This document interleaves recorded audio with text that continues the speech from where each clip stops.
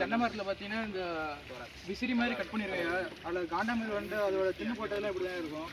அதில் நம்ம பார்த்தீங்கன்னா இது வேப்பங்கொட்டை அரைச்சி அதை வேப்பங்கொட்டை ஒரு பங்கும் மண் 2 பங்கும் எடுத்துக்கோங்க. மொத்தம் 150 கிராம் தான் எடுத்துக்கணும். நம்ம அதை எடுத்து இந்த கொடுத்து வரதை சுற்றி இருக்க மட்டையோட இடுப்புலாம் போட்டுருங்க. அதை போடுறதுனால நம்ம காண்டாமிருகம் வந்து தப்பிச்சுங்க. அதோட நாற்றத்துக்கு காண்டாமிருகம் வந்து அடுத்து வராது.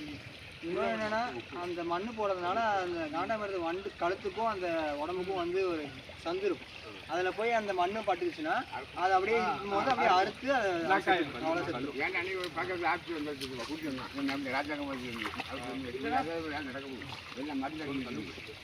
கல்லுப்பையும் மண்ணை கூட என்னன்னு பார்த்துக்கோ.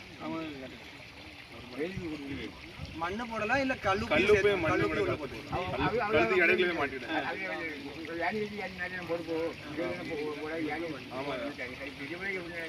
பெருசு போட முடியாது.